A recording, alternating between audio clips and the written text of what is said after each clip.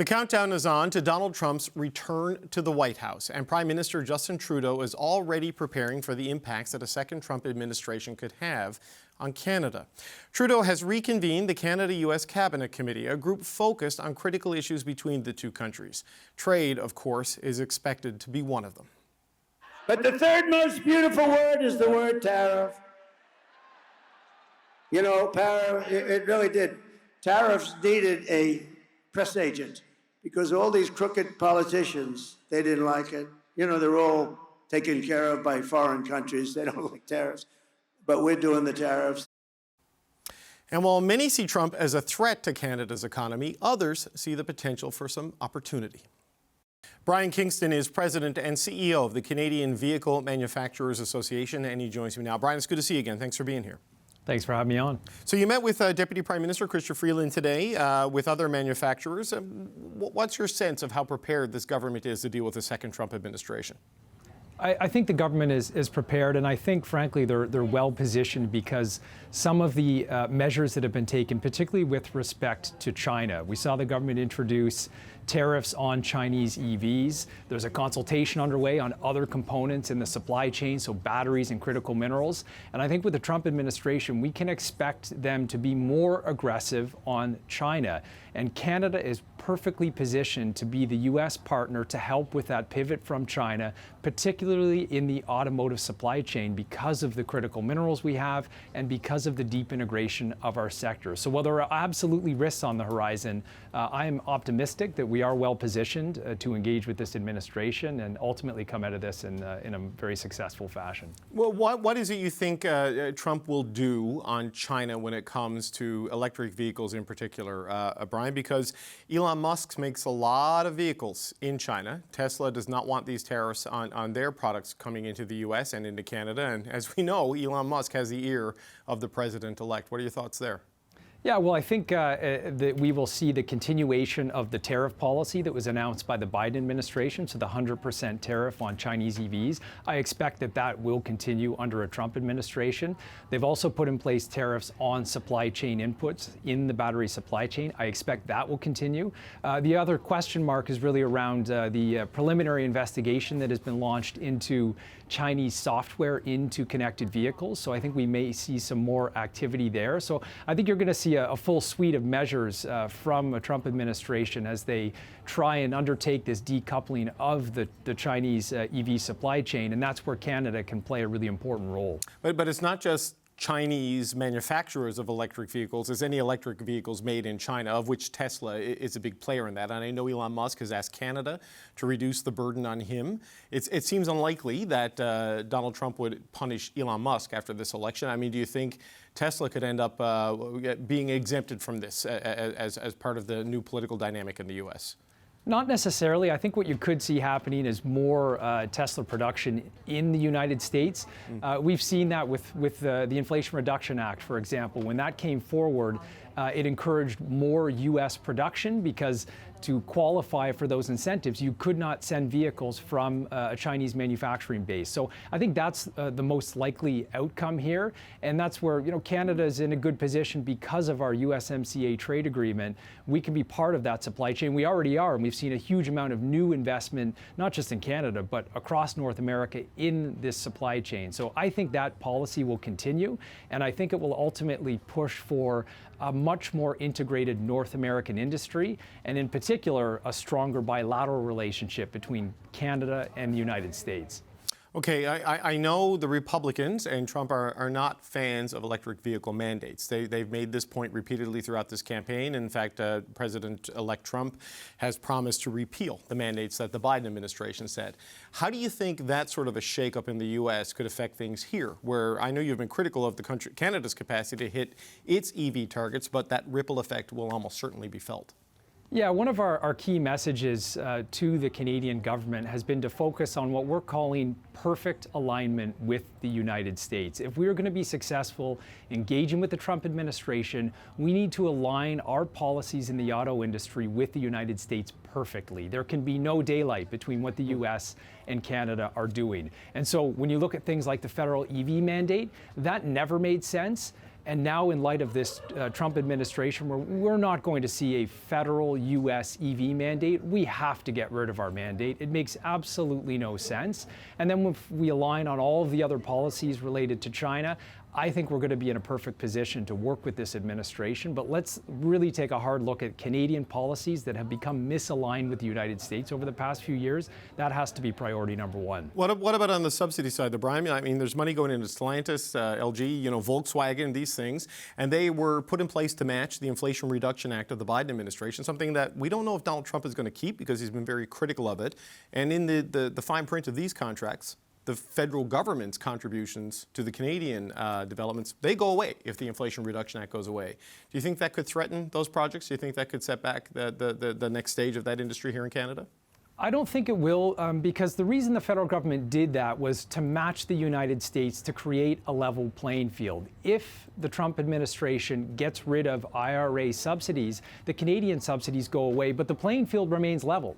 And a lot of these plants are well underway now. If you look at the battery plant in Windsor, for example, they are very close to production. So we have secured these major investments because of the efforts of government. Whether or not the IRA continues to exist shouldn't impact if they stay. I also think it's a big question mark, frankly, around the IRA. If you look at where most of that investment has gone, about 75% of it has gone into Republican states. So there's going to be a strong incentive to keep those incentives in place because it's creating good jobs in a lot of states that are going to be quite important to the Trump administration. Well, the playing field is level until it's not. And this 10% to 20% tariff that Donald Trump is talking about slapping on everything coming into the United States, we don't know yet if that's going to apply to vehicles or vehicle parts. I mean, this seems to be a seismic challenge to the Canadian economy and your members should he impose it right across the board. Absolutely, and this is the existential threat on the horizon. If a 10% tariff increase goes in place across the board, that will obviously have huge negative impacts for the Canadian economy, not just the automotive industry. 77% of our exports go to the U.S. So this is going to be hugely problematic. That said, I am hopeful because we have gone through this negotiation process with the first version of the Trump administration. We have the USMCA. We have a trade agreement in place. And while I expect there will be demands from the Americans to perhaps make some tweaks or changes to it, there is just no world in which we should have that 10% tariff applied to Canada, given how highly integrated we are. So I hope that we can find a way through that, but obviously of deep concern. So as a final point on this, because this is the most pressing economic issue probably facing the country at this point in time, when you met with the Deputy Prime Minister today, did you get a sense of how they're going to deal with that? Like what the government is going to do between now and whenever Trump decides he's going to implement his tariff policy to try to convince him to exempt Canada from this?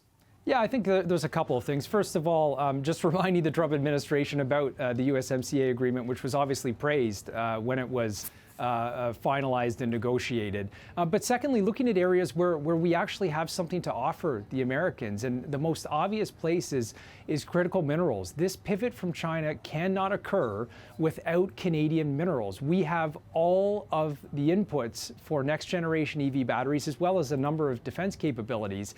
But we have to be able to go to Washington and say, not only do we have these minerals, but here's a plan to ramp up production, and we're going to guarantee you offtake of some of this production on a very finite schedule. I think that will get the attention of the Americans, and that will help us ultimately get to a deal on this tariff issue.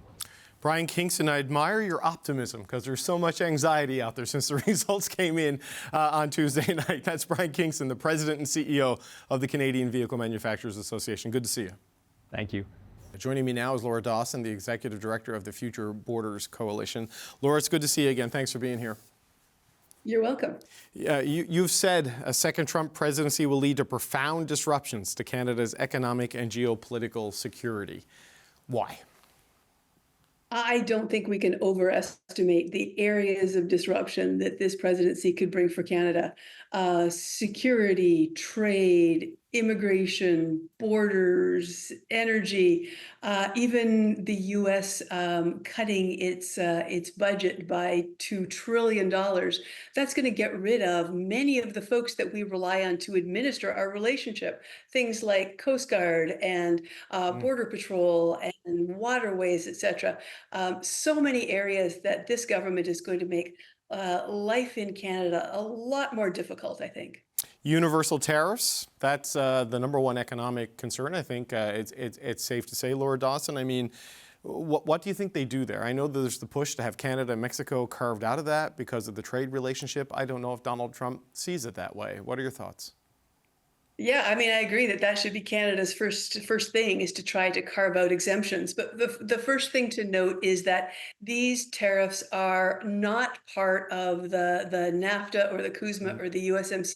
This is part of the president's very sharp, focused trade policy power. He can put these national security tariffs in whenever he wants to. Congress can get rid of them eventually, but he could supersede all of our trade agreements. So yes, I can see why Canada would be looking for exemptions, but Trump's a deal maker. He's not going to give something away for nothing. So it's going to be quid pro quo. What can Canada offer in exchange to get carve-outs or reductions of these tariffs? Not just Canada, it's other countries, but it's also US industry. They're going to be looking for exemptions so that their imported goods and inputs aren't hit by this tariff. So in this case, Trump can really be the consummate deal maker.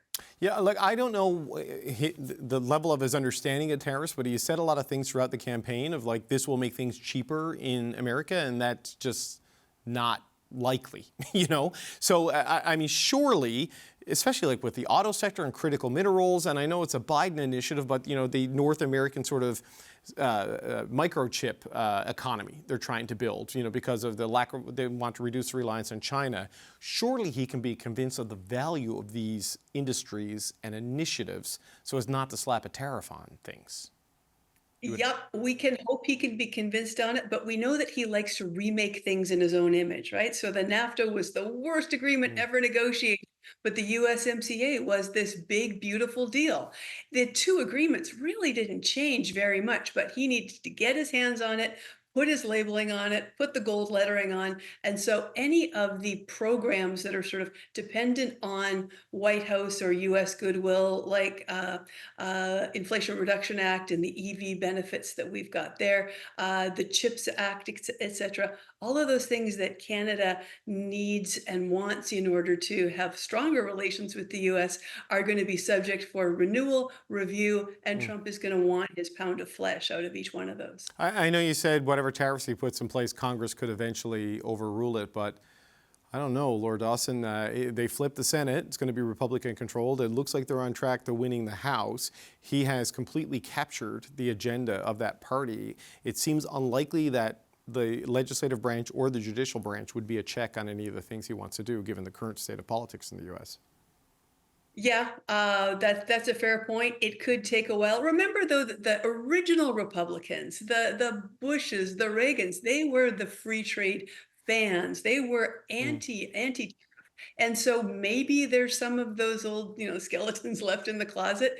But we also have to recognize it's going to cost Americans money. There's going to be regional, congressional interests, industry interests. And so there won't be a united front across Congress, even among Republicans. They're going to be looking out for their own electors' interests. And therefore, it's very difficult to have a united front on anything. At the same time, remember, if we get into like a trade negotiation and not just a review of this USMCA CUSMA, then we have to get congressional approval. Remember that stuff? Fast track authority, trade promotion authority. This takes months. In the meantime, all of this creates instability. Investors start leaving Canada, production starts shifting elsewhere.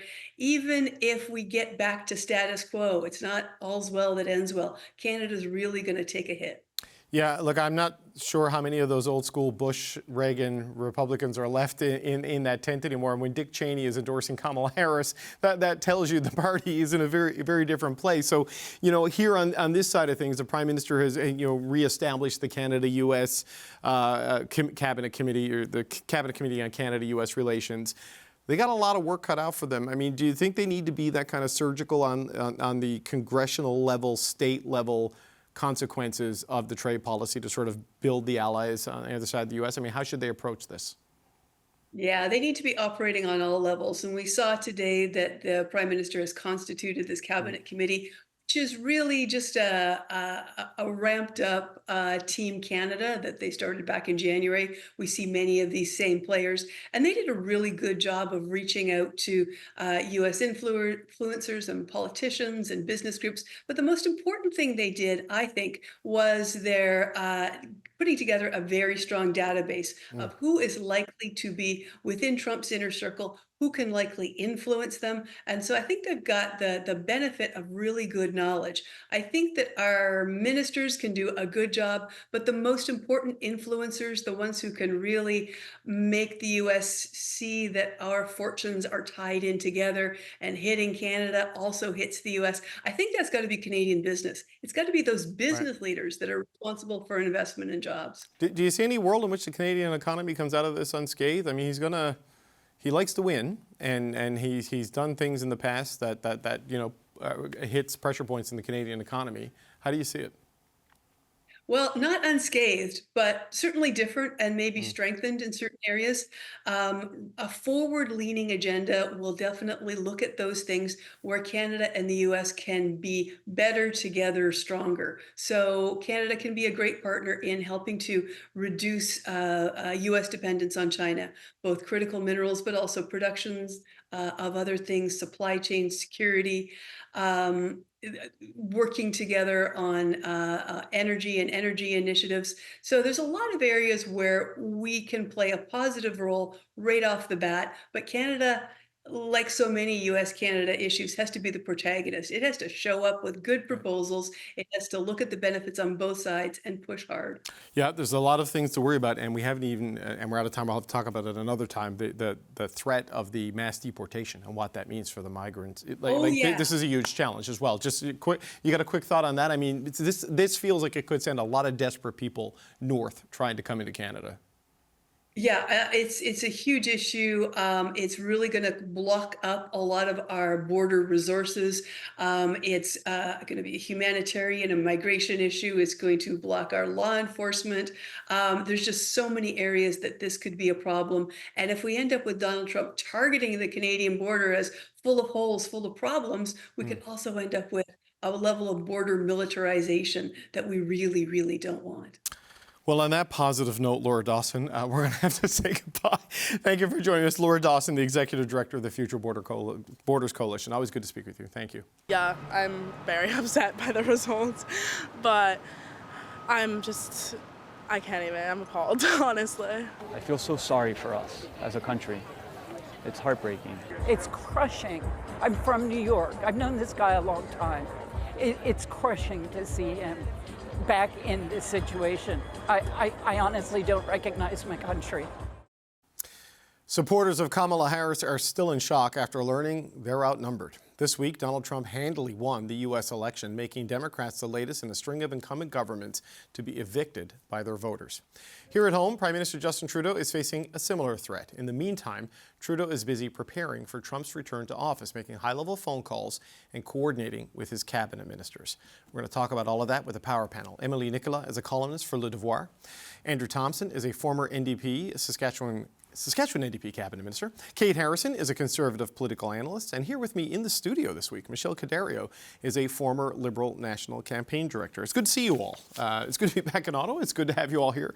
Michelle, I wonder what you make of this anti-incumbent sentiment that is happening across advanced economies as they have their elections post-COVID. But also, what do you make of what we saw in the United States and sort of the rejection of sort of the progressive message of the Democrats by the new Trump voter coalition? Well, I think James Carville and his "It's the Economy, Stupid" has been probably more requoted over the last, 48 hours than anything before. And really, Democrats should have been thinking about that probably throughout the election campaign, because it really does come down to those kinds of issues.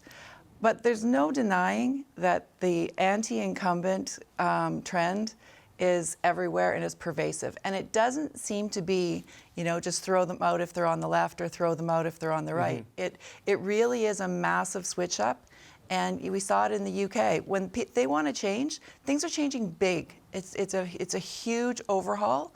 And the sweep of Trump, the presidency, the House, the Senate, it was decisive. The popular vote. We haven't seen the Republicans win the popular vote in that much time. Yeah. And so, I think that it's just that drumbeat for change that overtook America, just like it's kind of overtaken everywhere else. And it's for a Liberal, it's not a great thing for looking ahead to Canada. Yeah. Well, Kate, for Conservatives in Canada at least, it's probably an encouraging trend, right? But like we've seen the UK change, the French parliamentary elections, Germany is in some trouble now. Sweden, Finland, Portugal, Japan, all sort of advanced economies, all part of like the NATO, EU kind of club. I mean, what do you make of what we saw in the US and what lessons we might draw from that here in Canada? Yeah, I think the Democrats thought that they could run a vibes campaign. They could make this about identity politics. They could make this about divisive social issues. When people really just wanted to hear a message about immigration and the economy. And I think that was perhaps the most revealing part about the result, David. This ended up being more about issues than it was a referendum on Harris or on Trump. So the lesson there, of course, for the Liberals to take away is don't play the Democrat playbook. Stop with the divisive talk around abortion. We see the Prime Minister's Chief of Staff tweet about that every 2 or 3 days. Ditch that narrative in favor of actual solutions that will help people with affordability, that will address some of the concerns that exist around immigration. Because what we just observed south of the border is that the identity politics and the culture wars that were waged by the left don't result or translate to votes. And I think the media read that wrong. The commentariat class read that very wrong. The Liberals in Canada would be wise not to continue to read it as they have been. But Andrew, Trump had a very effective identity politics ad that he ran targeting trans. And it ended with Kamala's for they, them. Donald Trump is for you. And that was one of the most effective ads in the campaign.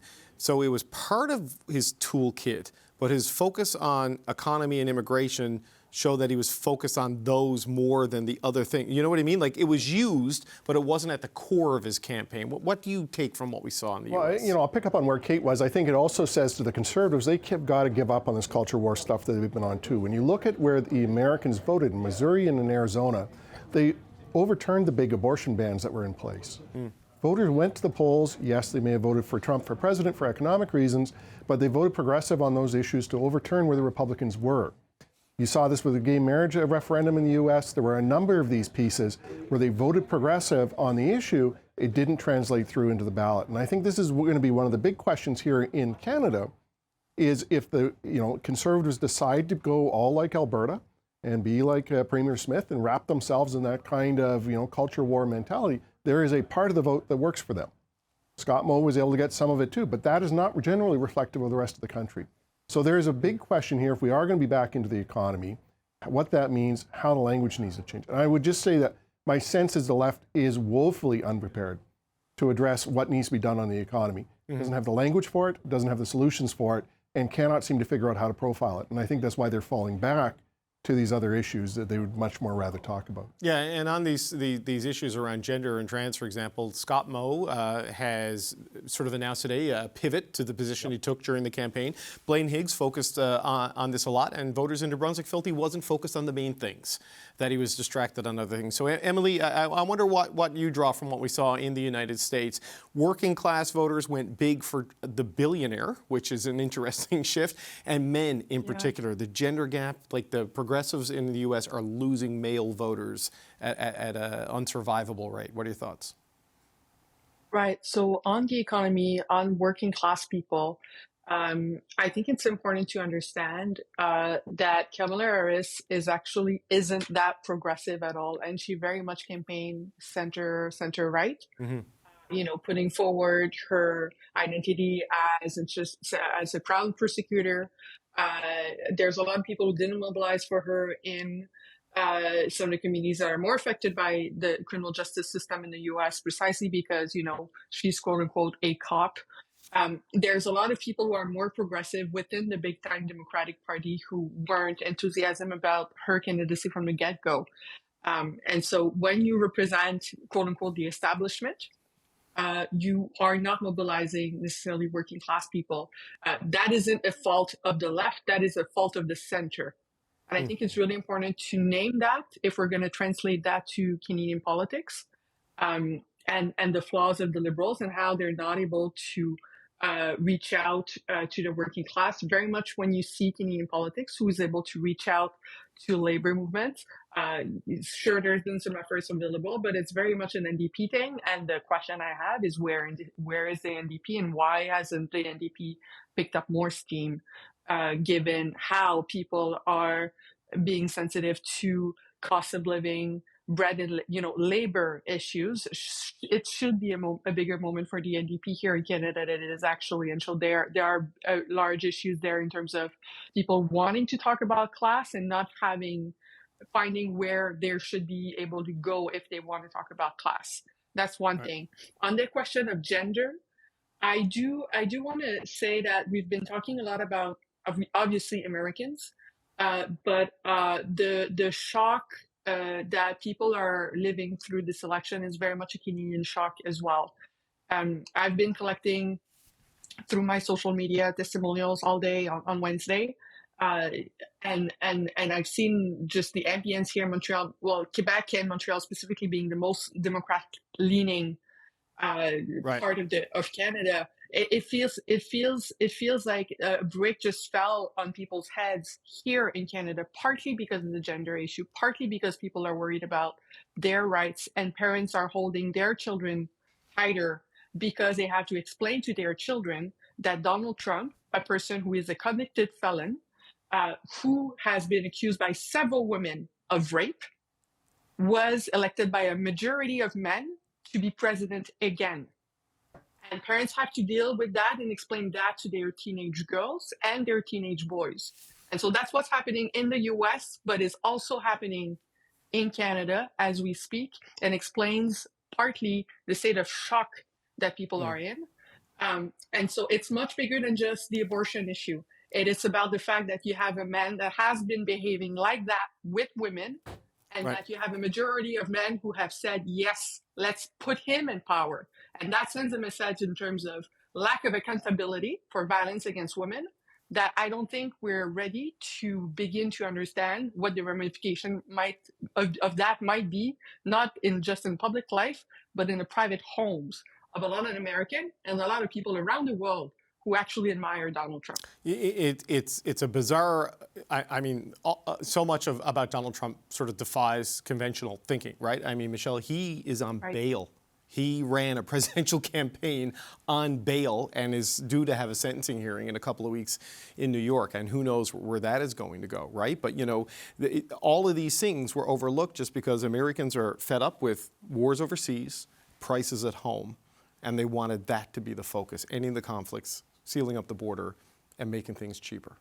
Well, people put their own interests first. Yes, Donald Trump puts his own interests first, and I think that was all a discount when if they were supporting him, there was nothing he was going to do, whether it be, convicted of a crime or out on bail or whatever, that was going to sway them. And what he was talking about was shaking up and talking about the economy. He was talking about making things better for Americans, and certainly his ads in particular, and his ad campaign was very targeted, very precise about pocketbook issues, about how it's going to help you bring down the cost of groceries because we're going to put tariffs, like nonsensical things that don't actually even add up. But he was very focused on how he was going to make it affordable for you. Your home, your house, if doing your own budget, and that you weren't going to have to challenge somebody who was going to be coming in from another country for that job. And he made it so simple that I think that just resonated because people saw, okay, that's his focus. He might be kind of weird in terms of some of the things he says and the path that he's going to take. He's going to turn a lot of people off and make people mad. But he seems to be caring about the issues that I care about most. And so I'm going to hold my nose. Right. The priorities were in alignment. Whether the messaging and the policies and the priorities. And now Donald Trump has just announced that his campaign manager, Susan Wiles, will be the White House Chief of Staff. I don't know if that's the first woman to be the White House Chief of Staff, but certainly it's notable that he has picked her. Kate, it's something that I was talking to Jay Shabria earlier in the show, who's worked with J.D. Vance in his debate prep, ran his Senate campaign in Ohio. People get very mad when we have him on, but because he says some very blunt things that a lot of progressives don't agree with, but he's not wrong when you look at the voting data that came out. And he talked about this hyper-masculinity sort of approach of the Trump campaign. He has Elon Musk, he has Joe Rogan, he has Dana White. He has all of these people with him that, progressive people just don't understand the appeal, but a lot of young men in the U.S. and in Canada, they pay attention to those guys. What do you think this means for where politics goes over the next little while? Because these are influencers in the Canadian electorate as well. Yeah, I think that young men are tired of being lectured to. They're tired that being told that they are racist or white supremacist simply because they don't agree with the government of the day. They feel cheated in terms of getting a good education, trying to find a job and finding that to be impossible, not being able to afford homes, not be able to afford the basics. And I think that as strange as Donald Trump is in terms of a package, he does represent a return to normalcy for a good portion of the American population. It's going to be a big change for Canada. I'm sure we'll talk about whether or not the Canadian government is equipped to deal with that change. But I do think that it represents for a lot of people a return to basics. And there was a positive through line of his campaign. He didn't go negative all the time, David. He was talking to the hopes and aspirations of young men, minorities, working class people in America. And that is what resonated at the end of the day, as opposed to what we saw the Democrats do, which was much more of an ad hominem anti-Trump campaign. Well, look, he was pretty ad hominem, low IQ, making allegations about, Kamala Harris's sexual past. I mean, he did that in the presidential debate. I mean, Kamala Harris suggested that Trump was Adolf Hitler. Joe Biden suggested that his supporters were garbage. So this was at minimum a two-way street. But my point is that his campaign was not an entirely negative one, which I think we saw from the Democrats. He gave working class people something to hope for, and now it was effective. So, Andrew, I spent election night after we did our broadcast. I went to a Trump watch party. That was my assignment for our national coverage of it.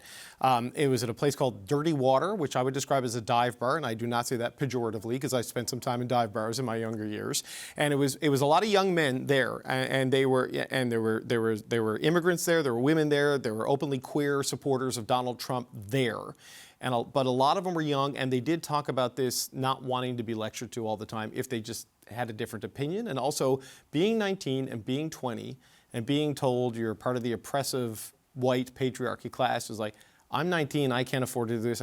There is an alienation factor that people need to be aware of, because it's almost like radicalizing some young men in a way, and they are drawn to the people who give them comfort, right? There is a challenge here for the political class and just for society, it seems. Well, there is. I don't know that it's limited just to that particular demographic. I think that, of course, what we've seen is a repudiation of identity politics, and this is something a lot of us have had problems with over the last number of years. Certainly, it worked for a while for the Liberals. The NDP have tried their hand at it to a certain extent. Even the Conservatives have. But it is, I think, largely done now. People want to transcend that. They don't want to be seen just as whatever their outward characteristics are. And they don't want to be told, as a woman, you can only care about abortion, or as a person of color, you can only care about immigration, or whatever these other issues are. I mean, people have really moved beyond that, and I think we're seeing that shifting here in Canada too. The question is whether the political parties can pick that up. Right now, there's only two parties that seem to be picking up that populism in any way that is manifest in their policies. That's the Conservatives, who have been extremely successful on that, and the Bloc Québécois. The NDP and the Liberals are really having a difficult time moving beyond that. I mean, a lot of what Emily has asked about, why can't the NDP make more headway? I mean, if any party is supposed to be grounded in economic determinism, it should be them. But they've been so busy talking about the Middle East, they forget to talk about Main Street. They're so busy talking about pronouns, they don't talk about the other issues that affect the quality of life that ordinary people are having. And this is one of the big challenges that I think for the Liberals in the NDP is that what they have previously campaigned on has now given way underneath them like quicksand. Emily, this was something that Bernie Sanders kind of pointed out yesterday, and there is some overlap between people who like Donald Trump and people who like Bernie Sanders because of the focus on class and bread and butter economic fairness. He said he was not surprised in a statement he sent out that the working class voters have abandoned the Democrats because they've abandoned the working class. And the criticism you're hearing from Democrats now is not unlike some of the conversations you're hearing inside the Liberal Party in Canada, that they're too focused on sort of the priorities of an urban, highly educated cohort, and the rural parts of the country have drifted away, and the suburbs are starting to drift away as well. What are your thoughts? Yes, that makes a lot of sense, and so that's why I was saying it's a centrist issue. It's not a left issue, but the urban elite thing is very much an establishment issue. It's not an issue of the disenfranchised people. To go back to identity politics, because I think it's key here to understand something. When you talk about young men, and especially Gen Z, it's the first time we see a generation that is so split up to the core that people within the same age group who go to the same high school, to go to the same college, seem to be unable to have conversations with one another, let alone form heterosexual couples. And the reason is because this is the first generation that lives in a world of algorithm. Yeah. And so you have young girls and young boys who are exposed to completely different social reality. And the reality in which young men are being immersed is the reality of Andrew Tate, is the reality of Elon Musk. It's the reality of all the podcaster and the Twitch broadcasters that have been endorsing Donald Trump's campaign. And those men drive on identity politics. They're not telling men to put their identity apart. They're telling them to be proud as men. They're telling them to be proud of traditional masculinity. Right. They're telling them to be proud of domination over women. And I think it's really, really important that to understand that even the term identity politics is coined by the right. And it is, in fact, in making conservative identity politics invisible and thinking that identity politics are the progressive views. But really, the rise of the masculinist movement that we're seeing is absolutely identity politics. And when you look at the popular figures that have endorsed Donald Trump's campaign, it is absolutely a masculinist movement.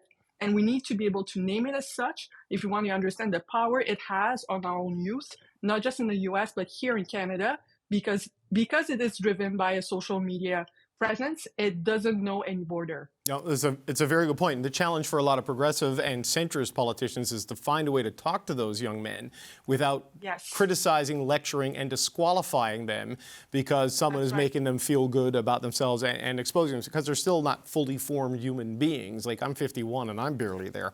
So look, the changing reality we have to deal with on social media and in society. But Michelle, there's now the changing reality in the United States government. Donald Trump is coming back. Justin Trudeau's been calling other countries and other leaders and people like Mark Rutte at NATO today, and he set up reformed the Canada-U.S. Cabinet Committee. What does this government need to do to respond to this changing reality with the most important relationship we have?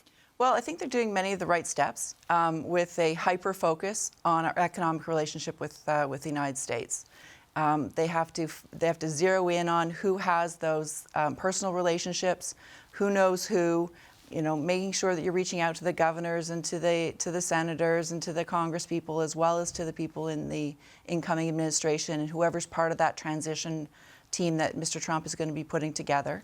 And I think that there's going to be just this hyper-focus, again, on the economy, which might very well be a good thing for the government because it actually gets them focused in on the exact issues where Canadians have the most anxiety right now.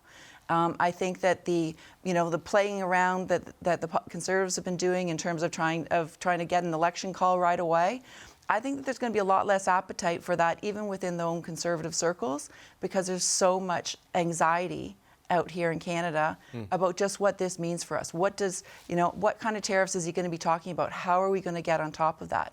And, we have to be thinking forward. We have to be finding those things like one of your guests was talking about, the critical minerals that we actually have in Canada. We have some real assets that we have to be able to prioritize and play in a very strategic way with the Americans so that they see the value that we bring to this relationship so that we just don't get sideswiped. And it's an urgent priority, and I think it's good news that they're refocusing on this, and I suspect that they've done a lot of homework kind of leading up to the announcement today. Well, value is the key word, because you're not really going to talk values necessarily with Trump, because it's all about, it's very transactional, and you need to talk to him. But, Kate, I wonder, normally when someone comes back, as Trump is doing, and you have been in power while they've been in power, there are pre-existing relationships, but that's not really the case now. I mean, you mentioned the fascist allegation earlier. John Kelly, who was his chief of staff, made that. Mike Pence, who was his vice president, didn't vote for him. So all of those people from Trump 1 are kind of gone. So they're kind of starting from zero with almost everyone except like Jared Kushner and Donald Trump. What are the challenges they've got to deal with there? Well, when we look at the Liberal government's response just this week to a Trump administration, it shows us that they are using the same playbook. They are making Chrystia Freeland the head of that Canada-U.S. Cabinet Committee. Less than 2 weeks ago, she was standing up in the House of Commons shouting Maple MAGA at the Conservatives. The Liberals were running ads at the end of last year comparing Poilievre to Trump, calling him a far-right conservative. And we've just appointed all of these same people who have been fined to demonize Trump until November 5th to the head of that Canada-U.S. Relations Committee. That's a head-scratcher. That shows me that the Liberals have no creative or innovative thinking about how they're going to do this. They're going to try to run the same playbook that they already have. And I think that when we look back at the first negotiation, David, we look at that with rose-colored glasses. Just because things were not as bad as they could have been does not mean that it was a good moment for Canada when that was renegotiated. So repeating the same playbook when there's new players, Trump has done this before. He's been very clear about his agenda. I'm not seeing that new creativity that would be needed from this administration to give me the confidence as a Canadian that they know how to manage this relationship. And I would add that oil and gas cap is proof positive that they will care more about their domestic political benefits than they do the Canada-U.S. relationship. That's a middle finger to the West just as much as it is to the United States when we're saying, we don't want you to rely on our oil, you can go elsewhere. Boneheaded policy that shows that they are only looking at their domestic political gains. So very cynical about their ability to approach this relationship with the maturity that is needed. Andrew, what are your thoughts? Because the stakes are just enormous, right? This tariff that we don't know how it's going to apply, probably the end of the Inflation Reduction Act and what that means for the subsidies that Canada signed on for with the auto companies, deregulation and tax cuts that Trump is talking about, and then the migration challenges. This needs to be managed really well. It does need to be managed really well, but I mean, let's be honest, we've been going along to get along with the Americans for some time now. It's not like our economic policy or our trade policies have really deviated at all from the U.S. Your previous guest called it perfect alignment or something or other. I mean, you could just call it capitulation. It gets us to the same spot, whether it was the EV subsidies, whether it's the border security issues, whether it is on questions of NATO. All of those will essentially end up bending to the American will because we really don't have very much choice on that. Trump, if he thinks about Canada at all, doesn't think very much of us, I don't believe. And, to Kate's point, I think that he really is focused only on what works for Americans. The interesting piece is, how does that play then here in Canada? Who is the better leader to actually take that forward? Well, the polling that was done last week before, showed that actually most Canadians believe, or the plurality of Canadians believe, that it's better to have somebody like Pierre Poilievre there, who's of the same kind of mindset as Trump. The only problem with that, of course, is that Trump is going to look at Poilievre and think nothing of him. I mean, he'll look at him in kind of the same way he does a Midwestern governor, or maybe slightly less than he does as even DeSantis. And so, this isn't somebody that he's in any way, shape, or form going to be concerned about dealing with. Maybe that gets us a better deal, maybe it doesn't. Trudeau, on the other hand, I think does have the opportunity, if he can get the language sorted out, to be able to come forward and say, look, we've been through this before, we know what the red lines are, we know how to make this work, and the simple practicalities of it, we're better still carving out that path with some kind of a Canadian imprint on it, whether that works or not. I don't know which of those two play out, but right now that's kind of the domestic issue, and that is why people are going to look at this and go, I don't like Trump, but I don't want to have a fight with the Americans. Which way do we go on this? Yeah, I mean, Emily, I don't know who's best to deal with a guy like Donald Trump, because who knows where he's actually going to go. Like, there's what he has campaigned on and said, and then there's what he actually does. But he is ascendant right now with this political victory, and he'll have control of the legislative branch, it seems, and frankly, the judicial branch, based on the way that Supreme Court is. I mean, how do you think the government of Canada has to deal with this? That's a very big question everybody's been scratching their head about. One of the things I've been hearing that actually makes the most sense to me is that because Donald Trump isn't likely to even listen to his own advisors, even developing relationship with his advisors depends on his moods. The one thing that Donald Trump does listen to is, first of all, television. And second of all, it's the polls. He likes to be liked. And so I think it's really important to be creative enough to use Kate's words to be able to imagine a lobbying campaign for Canada that is more about getting grassroots people to understand that if you mess with the Canadian economy, you also mess with the American economy. But it needs to be coming from people that Donald Trump's actually wants to listen to, because they represent the people that he wants to be liked by. And so that demands a decentralization of lobbying that is, yes, about relationship with people in power, but is also about making an impact with the regular Joes that Donald Trump wants to be popular with. And that demands getting away from Washington and actually not just going into the local governors, but going into the business owners and just even the labor movement as well in the U.S. And that could have a little bit more effect. Sitting down with the podcasters, and that Donald Trump seems to be very much liked as well. And so it demands a lot of creativity, and whoever is likely to be able to do that seems to be able to also pierce, the noise that will be around Donald Trump. But that isn't an ideological issue; it's a strategic issue. So, Kate, Michelle, I wonder, just as a last point, there's no cabinet shuffle right now. I don't know if there is going to be a cabinet shuffle here in Canada in the next little while, though there was some suggestion we might see something after the U.S. election. Does this cabinet committee with Chrystia Freeland as the chair, does that essentially make her the Minister for Canada-U.S. relations? Do you think that's where they're going, sort of putting her back in this role like we saw with the first NAFTA negotiations as the lead on this? Well, I think it's drawing on her strengths. It's drawing on the deep relationships that she actually has with people who were part of the Trump administration and were part of Trump's orbit. I will remind Kate that it was a nonpartisan reach out that the Trudeau government actually did, where Prime Minister Mulroney played a huge part. That's true. Obviously, he's not here to be able to help us again. But I would think that every Canadian of every stripe would actually step forward to do this, as they did last time. If they were called upon, and because it's in all of our interests. There is going to be no person who is going to be easy for, thinking that you're going to come in and create all new relationships because you can do things absolutely differently, I think is ridiculous, quite frankly. And no matter what, these relationships that people are building, whatever side of the aisle that you're on, we should all be kind of rowing together on this, because it's going to be a very, very choppy waters.